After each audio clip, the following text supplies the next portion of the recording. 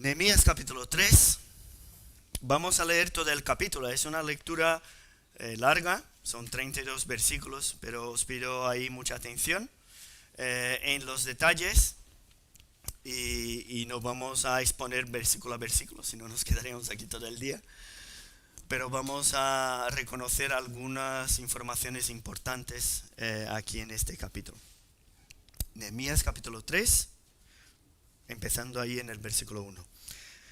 Entonces se levantó el sumo sacerdote Eliasib con sus hermanos los sacerdotes y edificaron la puerta de las ovejas. Ellos arreglaron y levantaron sus puertas hasta la torre de Amea y edificaron hasta la torre de Ananeel. Junto a ella edificaron los varones de Jericó, y luego edificó Zacur, hijo de Imri. Los hijos de Sená edificaron la puerta del pescado. Ellos la enmaderaron y levantaron sus puertas con sus cerraduras y sus cerrojos. Junto a ellos restauró Meremot, hijo de Urías, hijo de Cos, y al lado de ellos restauró Mesulam, hijo de Berequías, hijo de Mesezabel. Junto a ellos restauró Sadoc, hijo de Baana. Inmediato a ellos restauraron los tecoitas, pero sus grandes no se prestaron para ayudar a la obra de su señor. La puerta vieja fue restaurada por Joiada, hijo de Pasea, y Mesulán, hijo de Besodías. Ellos la enmaderaron y levantaron sus puertas con sus cerraduras y cerrojos. Junto a ellos restauró Melatías, Gabaonita, y Jadón, Meronotita, varones de Gabaón y de Mizpa, que estaban bajo el dominio del gobernador del otro lado del río. Junto a ellos restauró Uziel, hijo de Araía, de los plateros, junto al cual restauró también Ananías, hijo de un perfumero. Así dejaron reparada a Jerusalén hasta el muro ancho. Junto a ellos restauró también Refaías, hijo de Ur, gobernador de la mitad de la región de Jerusalén. Asimismo restauró junto a ellos y frente a su casa Jedaías, hijo de Arumaf. Y junto a él restauró Atus, hijo de Asabnías. Malquías, hijo de Arim, y Asub, hijo de Paat Moab, restauraron otro tramo y la torre de los hornos. Junto a ellos restauró Salum, hijo de Aloes, gobernador de la mitad de la región de Jerusalén, él con sus hijas. La puerta del valle la restauró Anún, con los moradores de Zanoa. Ellos la reedificaron y levantaron sus puertas con sus cerraduras y sus cerrojos y 1000 codos del muro, hasta la puerta del muladar. Reedificó la puerta del muladar Malquías, hijo de Recab, gobernador de la provincia de Bet-Akerem. Él la reedificó y levantó sus puertas, sus cerraduras y sus cerrojos. Salum, hijo de Coloce, gobernador de la región de Mizpa, restauró la puerta de la fuente. Él la reedificó, la enmaderó y levantó sus puertas, sus cerraduras y sus cerrojos. Y el muro del estanque de Siloé hacia el huerto del rey y hasta las gradas que descienden de la ciudad de David. Después de él restauró Nehemías, hijo de Azbuc, gobernador de la mitad de la región de Bet-Sur, hasta delante de los sepulcros de David, y hasta el estanque labrado, y hasta la casa de los valientes. Tras él restauraron los levitas, Reum, hijo de Bani, y junto a él restauró Asabías, gobernador de la mitad de la región de Keila, por su región. Después de él restauraron sus hermanos, Babai, hijo de Enadad, gobernador de la mitad de la región de Keila. Junto a él restauró Ezer, hijo de Jesúa, gobernador de Mizpa, otro tramo a la subida de la armería de la esquina. Después de él, Baruch, hijo de Zabai, con todo fervor restauró otro tramo, desde la esquina hasta la puerta de la casa de Eliasib, sumo sacerdote. Tras él restauró Meremot, hijo de Urías, hijo de Cos, otro tramo, desde la entrada de la casa de Eliasib hasta el extremo de la casa de Eliasib. Después de él restauraron los sacerdotes, los varones de la llanura. Después de ellos restauraron Benjamín y Asub, frente a su casa. Y después de estos restauró Azarías, hijo de Maasías, hijo de Ananías, cerca de su casa. Después de él restauró Binui, hijo de Enadad, otro tramo, desde la casa de Azarías hasta el ángulo entrante del muro y hasta la esquina. Palal, hijo de Uzai, enfrente de la esquina y la torre alta que sale de la casa del rey, que está en el patio de la cárcel. Después de él, Pedaías, hijo de Faros. Y los sirvientes del templo que habitaban en Ofel restauraron hasta enfrente de la puerta de las aguas al oriente y la torre que sobresalía. Después de ellos restauraron los tecoitas, otro tramo, enfrente de la gran torre que sobresale hasta el muro de Ofel. Después de la puerta de los caballos restauraron los sacerdotes, cada uno enfrente de su casa. Después de ellos restauró Sadoc, hijo de Imer, enfrente de su casa. Y después de él restauró Semaías, hijo de Secanías, guarda de la puerta oriental.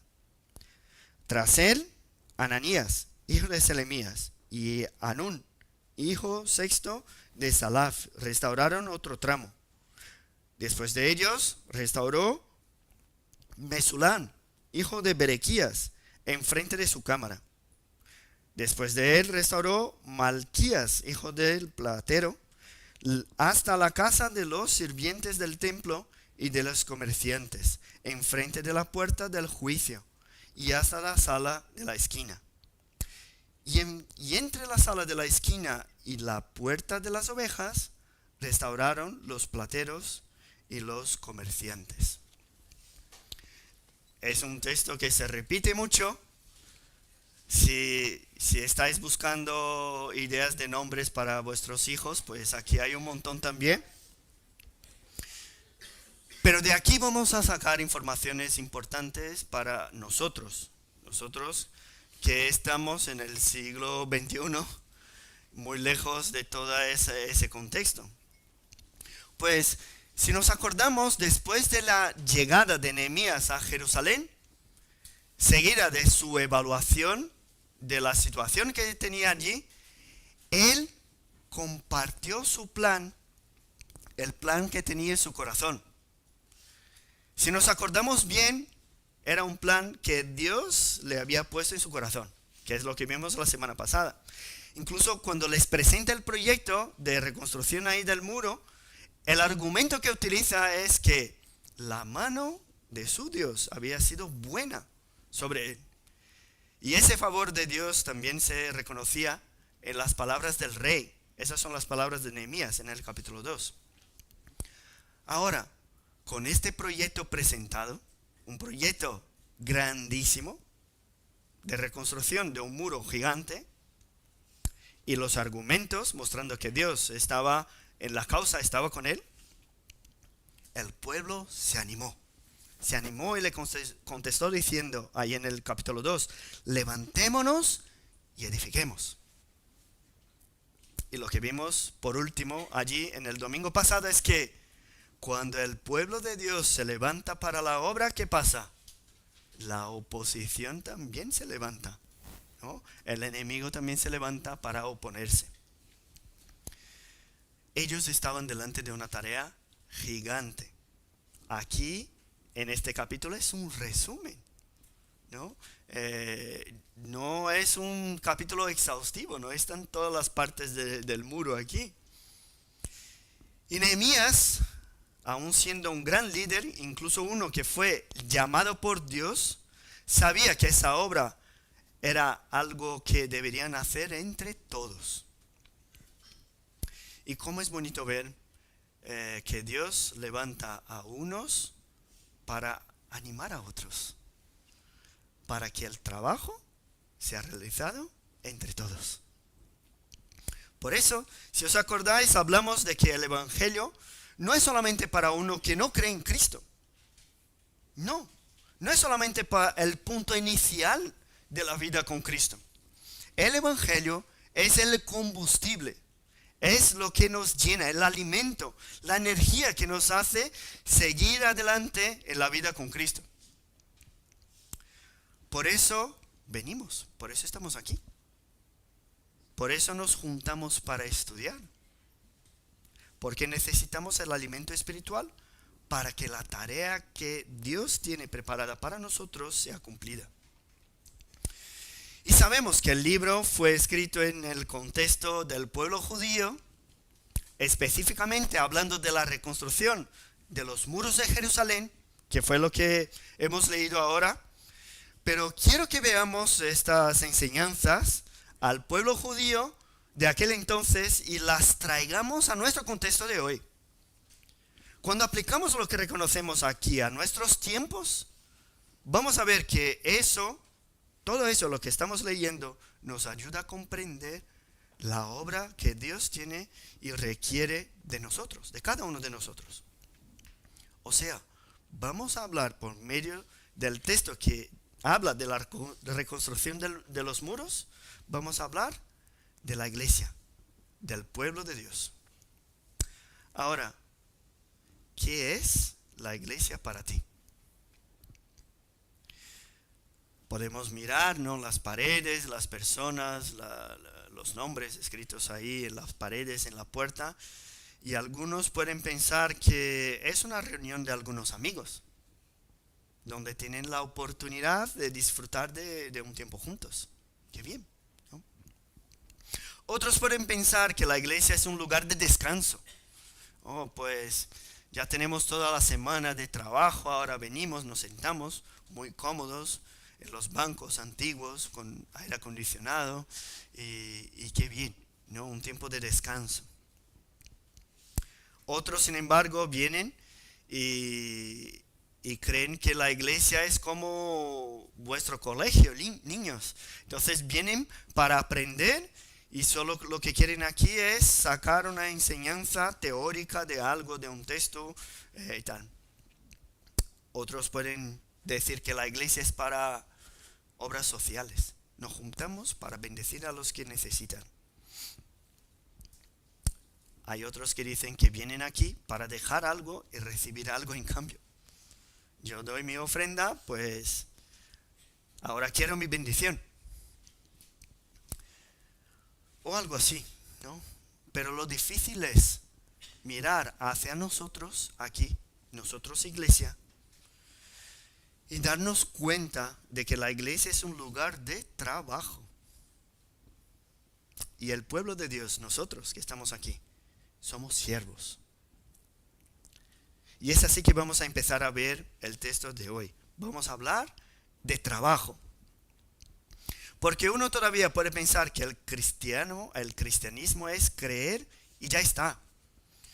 Y de hecho sabemos, ¿no?, que la salvación es solamente por fe. Pero para hablar del Evangelio, no podemos simplemente parar allí. Es por fe, ¿vale? Pero dice la palabra también que la fe sin obras es muerta. ¿Sabéis por qué? Porque todo aquel que está conectado a la vid, que es Cristo, que dice la Biblia, da mucho fruto. Entonces, entender y creer que somos llamados por Dios en Cristo para que como iglesia formemos parte de su plan es importante, pero no es suficiente. Porque el Evangelio no se trata de entender o decir que se cree simplemente. El verdadero Evangelio es algo que vivimos. Por eso es tan importante hablar de la actividad del pueblo de Dios como vemos aquí en el libro de Nehemías, estaban con las manos en la obra. Y hay un escritor, hablando de trabajo, ¿no? Un escritor inglés que ilustra a muchos de los creyentes de hoy en día. Y dijo el escritor, ¿no? Me encanta el trabajo. ¿Cómo me encanta? Es algo fascinante. Puedo tirarme horas viendo a la gente trabajar. Qué bonito es, ¿no? ¿Cómo me encanta? Pues a veces parece que somos así. Qué bonita la obra de Dios, ¿no? Qué precioso. Puedo quedarme aquí horas y horas viendo cómo la gente trabaja en la obra. Parece que a veces la iglesia está tan orgullosa de su existencia que se olvida de su propósito. Por eso, para hablar de la obra de Dios, que es el tema de hoy, lo primero que tenemos que hacer es acordarnos de su propósito. De algo que ya hemos repasado en estas semanas, y vamos a hablar una vez más hoy el propósito del trabajo, que es la primera parte.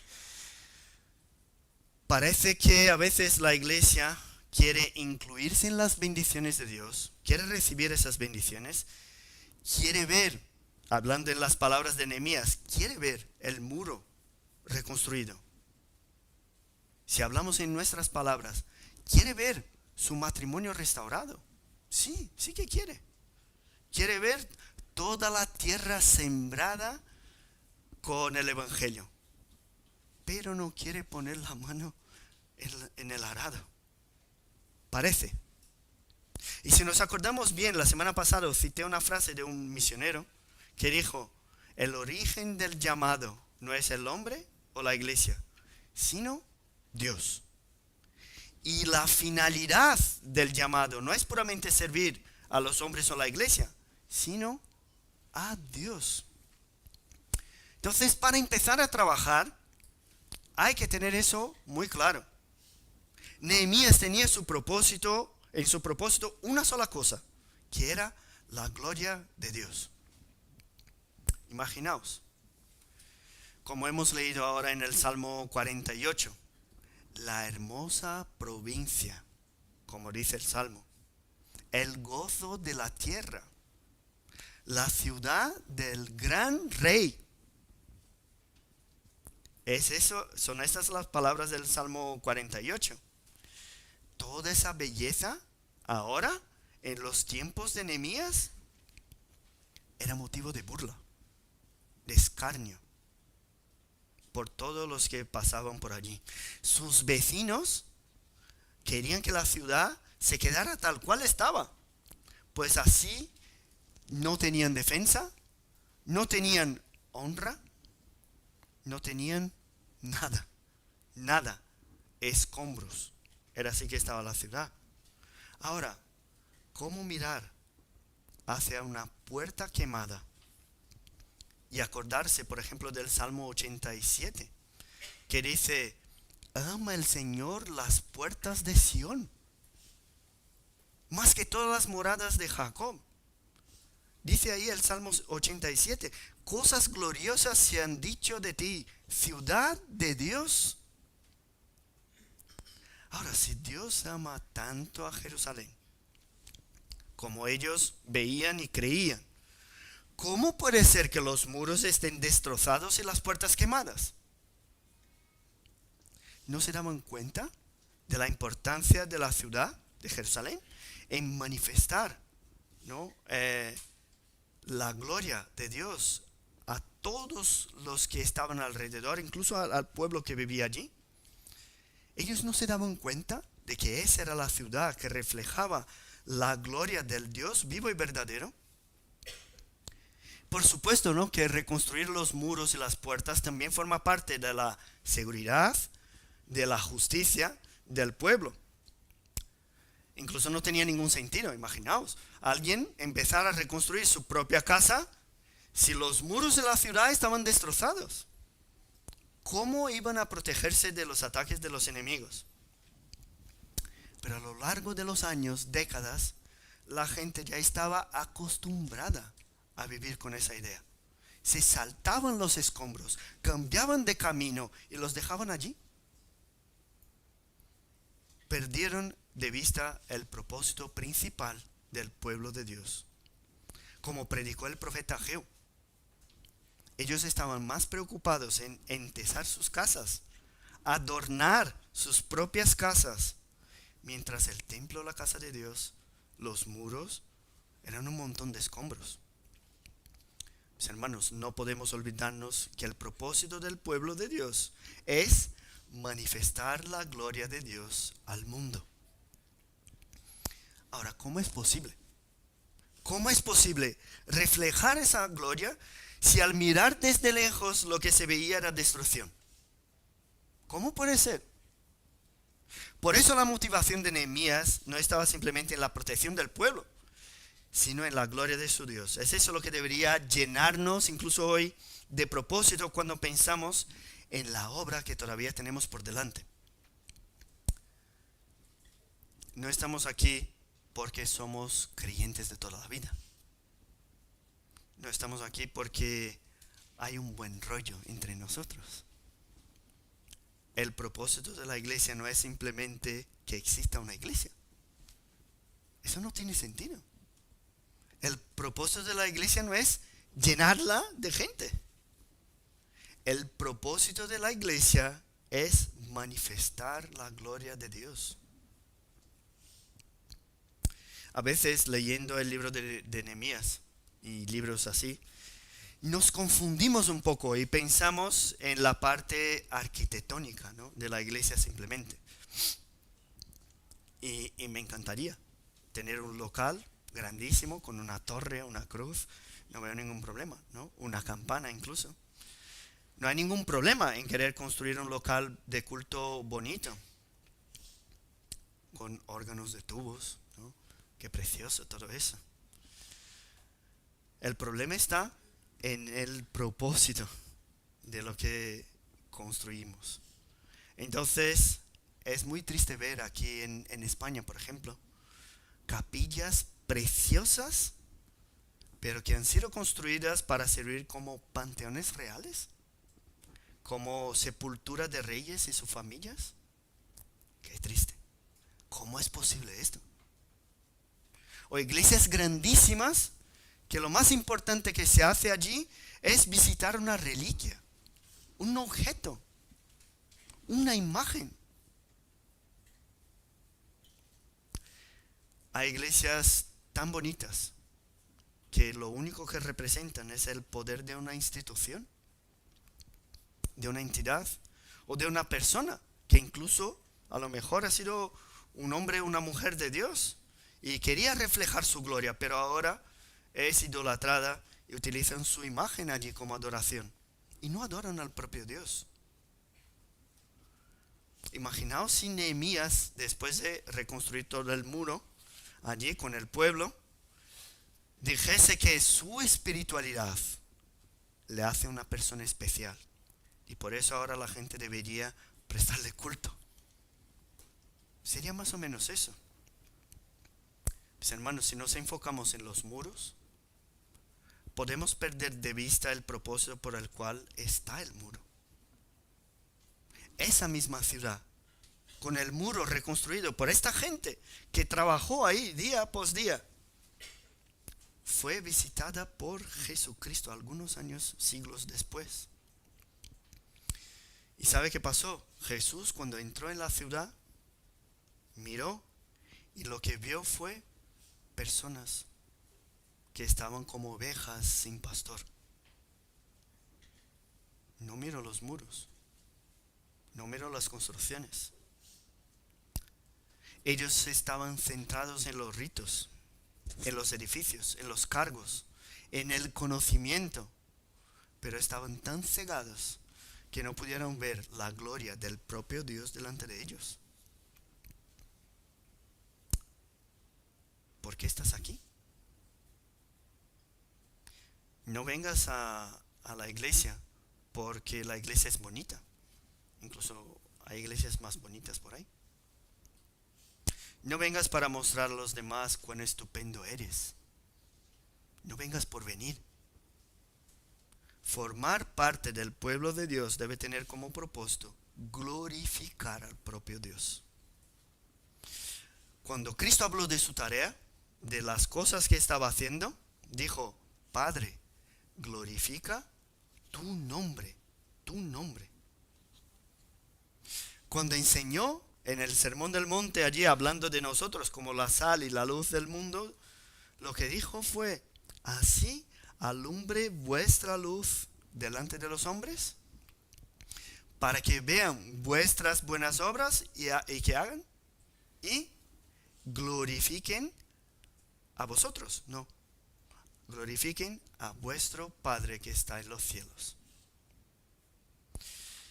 No solamente allí encontramos esto, ¿no? En la carta del apóstol Pablo a los romanos, cuando habla de la dureza del corazón del hombre, del pueblo de Israel, del remanente que fue escogido por gracia, aquellos que sobre los que Dios actuó con misericordia, cuando concluye allí en Romanos capítulo 11, dice los últimos versículos: oh profundidad de las riquezas, de la sabiduría, de la ciencia de Dios.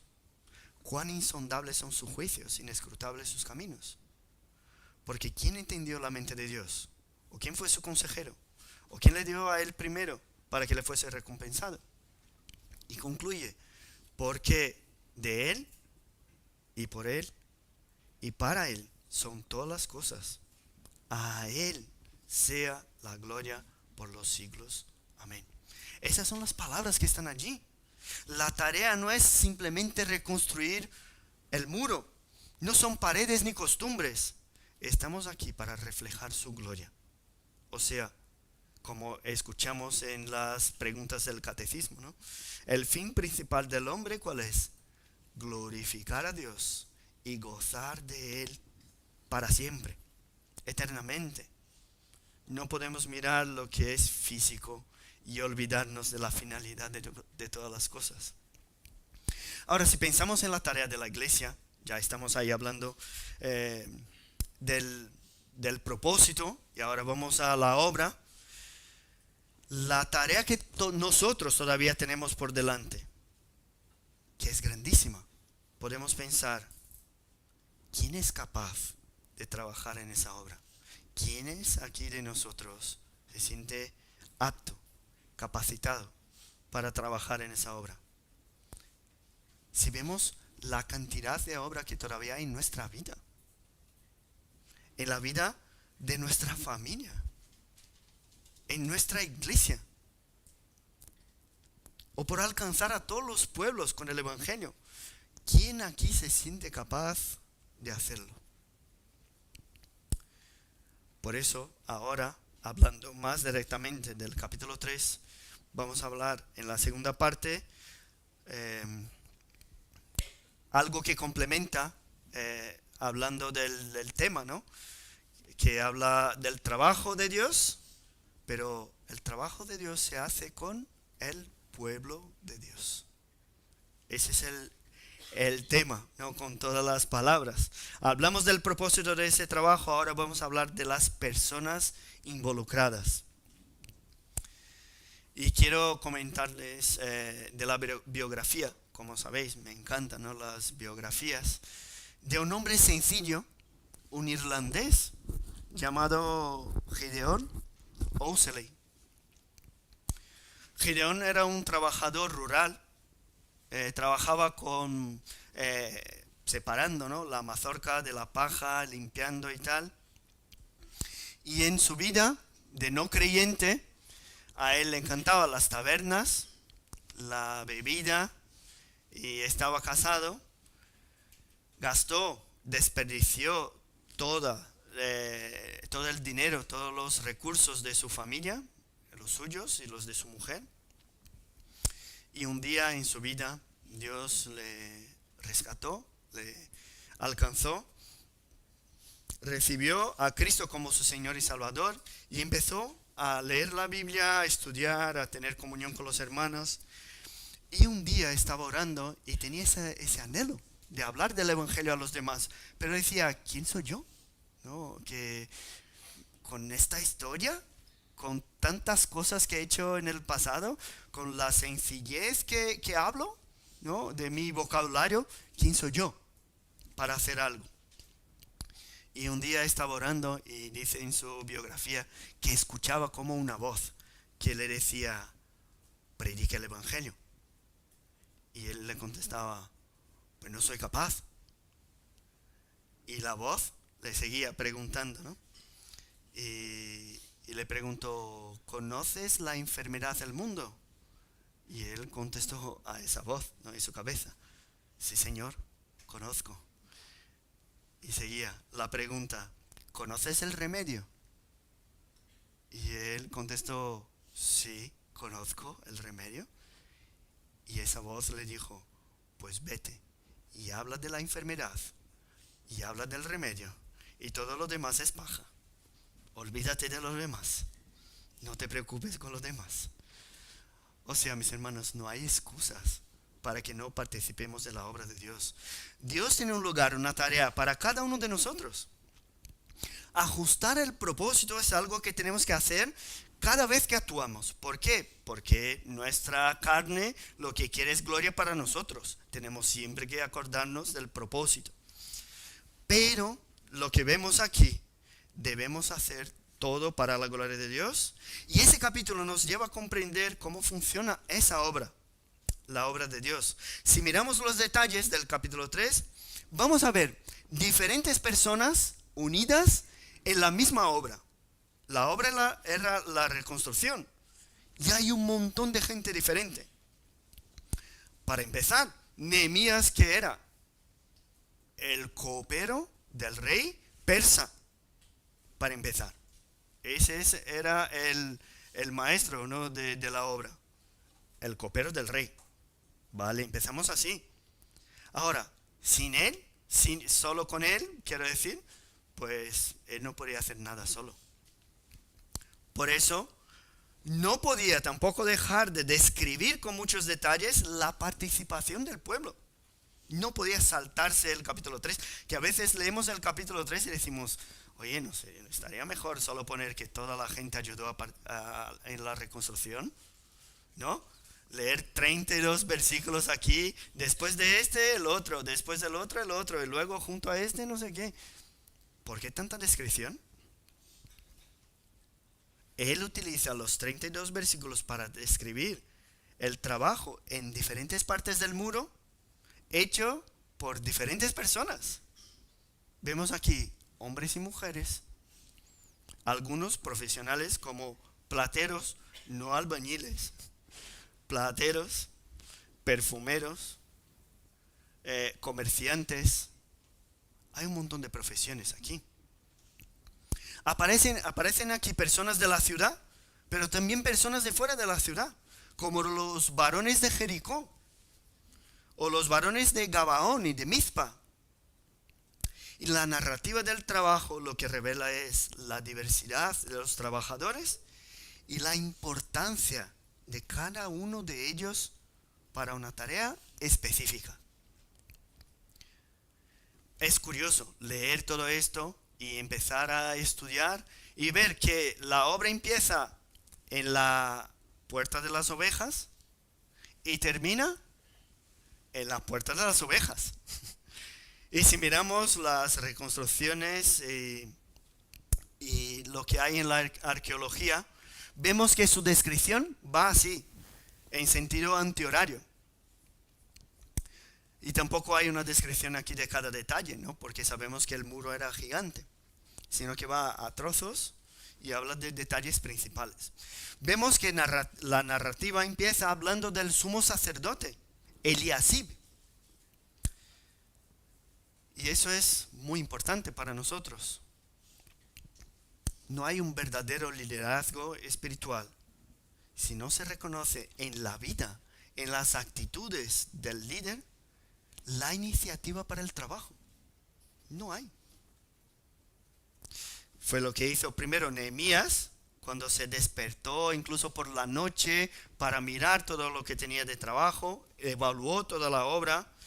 También fue e invitó a los demás para que participasen. Y en la historia registrada aquí por Nehemías, vemos lo mismo en las actitudes de Eliasib, que era el sumo sacerdote. Él se levantó y empezó la obra levantando la puerta de las ovejas y una parte del muro. Y cuidado, porque podemos mirar a Eliasib y pensar, uy, qué buen hombre, ¿no? Perfecto. Pero si miramos un poquito más adelante, no quiero daros ningún spoiler, pero podemos pensar que uno que está así delante tampoco se equivoca. En el último capítulo de Nehemías, del libro de Nehemías, vamos a ver que el nieto de Eliasib se casó con la hija de Sanbalat.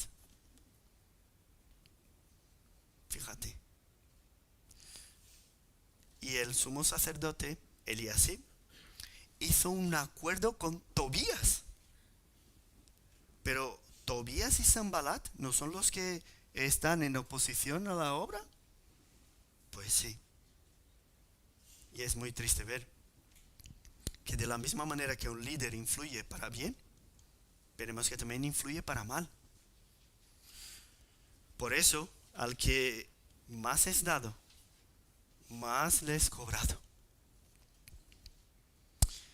Pero vamos a dejar eso por aquí, algo bueno, ¿no? Con Eliasib. Aquí el sumo sacerdote dio un buen ejemplo. El pueblo se movió al trabajo. ¿Todo el pueblo? No, no todo el pueblo. Dice el versículo 5 que los grandes de Tecoa, una ciudad que estaba a 15, 18 kilómetros de Jerusalén, no se prestaron para ayudar a la obra de su Señor. Qué curioso, porque mientras el pueblo de Tecoa trabajó en dos partes del muro, si vemos ahí en el versículo 5, aparecen ellos. Y al final, en el versículo 27, también está ahí el pueblo. Qué vergüenza, ¿no? El pueblo de Tecoa trabajó en dos partes del muro, pero los nobles, los grandes de allí, rehusaron trabajar. Y nosotros nos quedamos aquí. Pero que, ¿cómo son, no? Qué personas más terribles. Antes de juzgarles, lo que debemos pensar es si a nosotros nos resulta fácil dejar una tarea que nos conviene, que nos favorece, para servir al Señor en alguna actividad en la iglesia. Os pregunto a vosotros. Ya hemos hablado de eso la semana pasada, pero es mucho más fácil tener disposición para satisfacerme que para satisfacer a Dios. La naturaleza de cada uno de nosotros nos invita, nos induce a buscar lo que nos trae placer a nuestra carne. Incluso como buenos creyentes, conocedores de las doctrinas, a veces utilizamos las doctrinas, las torcemos un poquito, para que nuestras actitudes sean aceptables a nuestros ojos. Por eso en la lista no podía faltar aquellos que no se prestaron a ayudar. Eso va a pasar siempre. Pero hay algo que también debemos ver aquí. Y es que en el pueblo de Dios no hay lugar para criticones o espectadores. Fijaos qué curioso. ¿Hay criticones y espectadores? Sí. ¿Pero dónde están? No están entre la lista del pueblo de Dios. ¿Dónde están entonces? Sanbalat, Tobías y Gesem. Estos son los espectadores criticones. No eran el verdadero pueblo de Dios. ¿Por qué? Estaban en Samaria, en nuestras zonas. Se habían mezclado con los pueblos paganos. Luchaban en contra de la reconstrucción. Pero Nehemías les contestó y les dijo que no tenían ni parte, ni derecho, ni memoria en Jerusalén. No formaban parte del pasado, ni del presente, ni del futuro de Jerusalén. Esos son los criticones y espectadores, así que mucho cuidado. Evalúa bien cuál es el grupo de que formas parte. Si tu tarea es criticar desde fuera, sin mojarte, pues ya sabes cuál es tu grupo. Pero nosotros aquí hoy vamos a enfocarnos en el pueblo de Dios, en los que están trabajando. Y hay algo muy especial, lo más importante de hoy. Ya hemos hablado del propósito, que es lo que debe movernos. Pero hay algo muy importante, muy especial que aparece en estos versículos. Os pido mucha atención. Pues si queremos de verdad formar parte de una iglesia sana, si queremos que nuestra iglesia sea una iglesia sana, si queremos ver el pueblo de Dios creciendo aquí en Aranjuez y en España, tenemos que comprender eso. Vamos a ver allí lo que dice el versículo 10 del capítulo 3, claro. Dice, asimismo restauró junto a ellos y frente a su casa, Jedaías, hijo de Arumaf, y junto a él restauró a Tus, hijo de Asabnías. Eso es lo que dice el versículo 10. Ahora, saltamos al versículo 23. Después de ellos restauraron Benjamín y Asub frente a su casa. Y después de estos, Azarías, hijo de Masaías, hijo de Ananías, Masías, ¿no? Hijo de Ananías, cerca de su casa. Eso es lo que dice el 23. Saltamos al 28. Desde la puerta de los caballos restauraron los sacerdotes cada uno enfrente de su casa. Y el versículo 29 que dice, después de ellos restauró Sadoc, hijo de Imer, enfrente de su casa. Es curioso, ¿no? ¿Qué es lo que se repite una y otra vez en estos versículos? Enfrente de su casa. Ya hemos hablado de la diversidad de las personas en la obra, de aquellos que no quieren trabajar también, de los que son criticones y espectadores, del liderazgo espiritual que tiene que dar el ejemplo. Pero eso es algo que nos toca a todos nosotros. Y llevo toda la semana meditando en estos versículos, son muchos versículos y no sabía exactamente cómo enfocarlos. Pero tuve una experiencia con este texto y fue aquí el jueves a las 6 de la mañana. Estábamos muchos de nosotros aquí. Había una mesa aquí y este banco estaba así dado la vuelta y llegamos.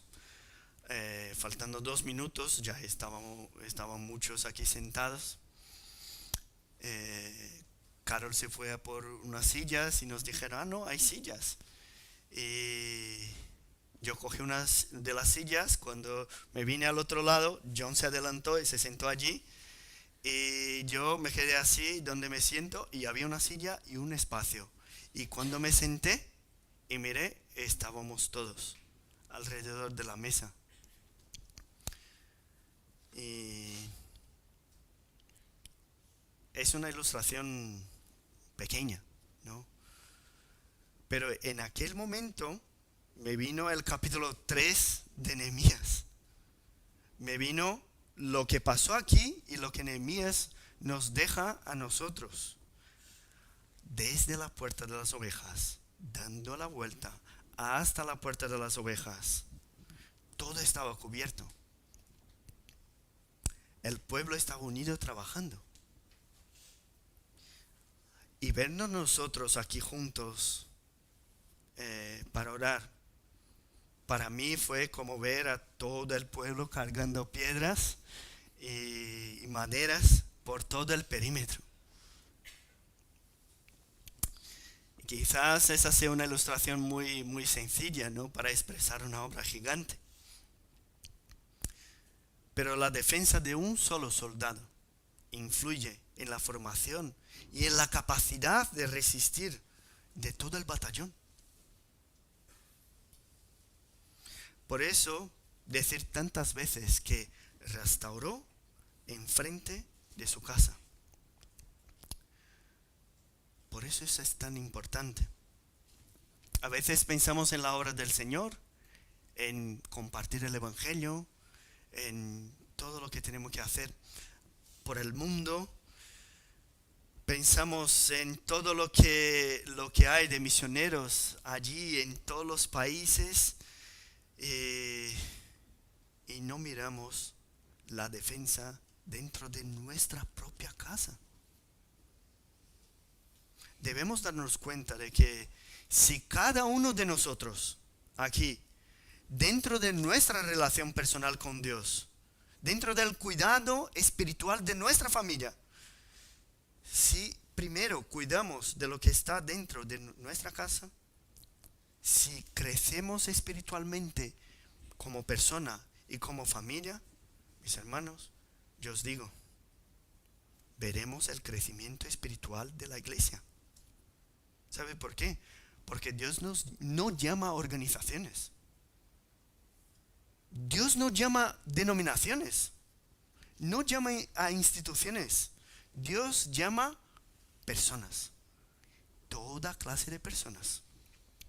Para que juntos reflejemos su gloria. Por eso, un creyente debe formar parte de una iglesia. Porque eso es un cuerpo. Por eso celebramos tanto cuando hay nuevos miembros. Pues son personas que quieren un compromiso verdadero con los que estamos aquí, con la obra aquí. Sabemos, ¿no?, que lo que hemos hecho hoy es una formalidad. Pero la membresía es una forma de expresar el deseo de trabajar juntos, codo con codo. Pero ese trabajo en conjunto debe empezar primero dentro de la vida de cada uno de nosotros, dentro del hogar de cada uno de nosotros. He oído hablar ya algunas veces de que lo importante es que cada uno eche su grano de arena. Bueno, si estamos hablando de la reconstrucción de un muro, sí, es así. Cada uno echa un grano de arena.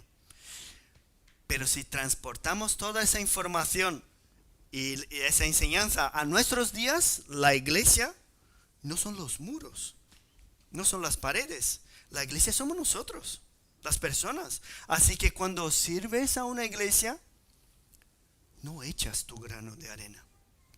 Eres el ladrillo. Eres parte de la estructura.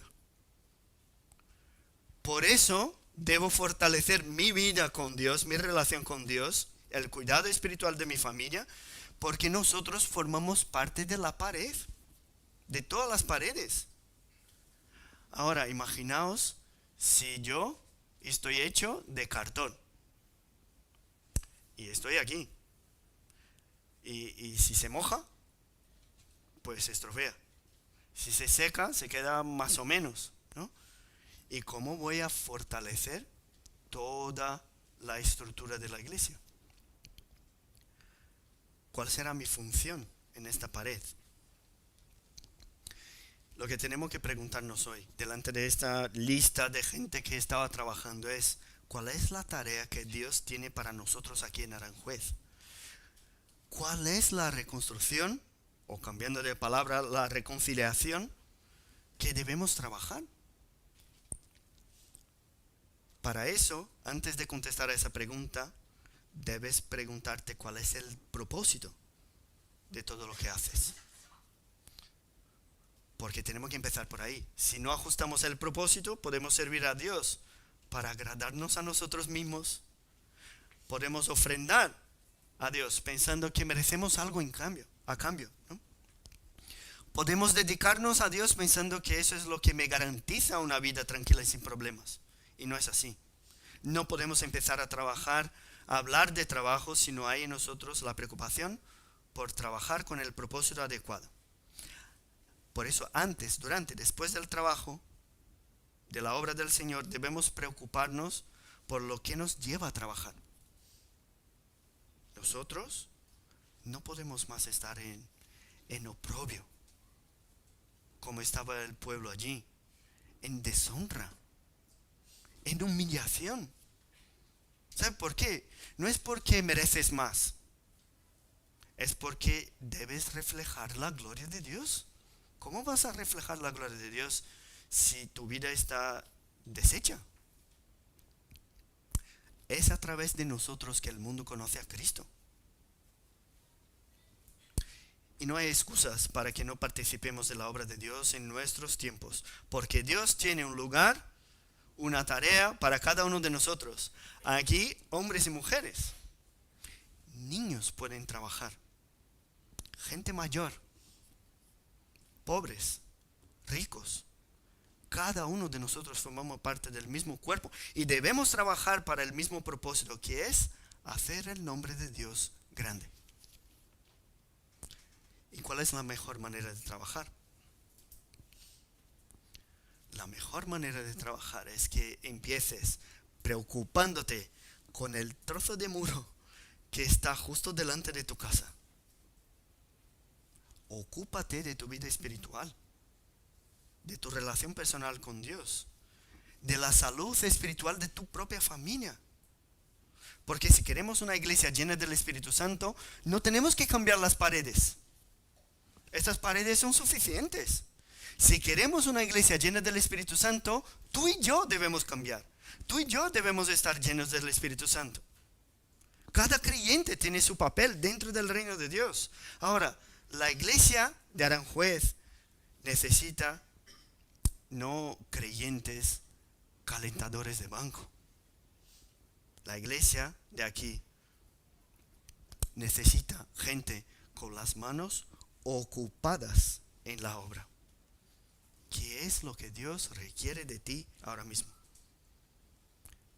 Pues con esa lista y con esa reflexión, que salgamos de aquí animados para el trabajo, para seguir trabajando, y que la gloria de Dios sea visible en tu vida, en la lucha que tienes en tu vida. Y que eso traiga consecuencias espirituales para la iglesia, para el pueblo de Dios aquí en Aranjuez. Vamos a orar. Gracias te damos, Padre, porque tú nos das ánimo a la obra al ver que tu pueblo unido puede hacer bajo el propósito adecuado grandes cosas. Te pedimos, Padre, que tú restaures nuestra vida. Te pedimos restauración para nuestra familia. Te pedimos, Padre, que tú restaures nuestra iglesia y que tu pueblo aquí refleje tu gloria. Que podamos reflejarte en nuestro trabajo, dentro de nuestros hogares, por las calles, en las tiendas, en las conversaciones con los vecinos, los unos con los otros, y que tu nombre sea glorificado por medio de nuestra vida. Danos, Padre, planes que están de acuerdo con tu voluntad. Danos sueños para que vivamos con este propósito de glorificarte a ti por medio de nuestras actitudes. Bendícenos, Padre, en el nombre de Jesús que oramos. Amén.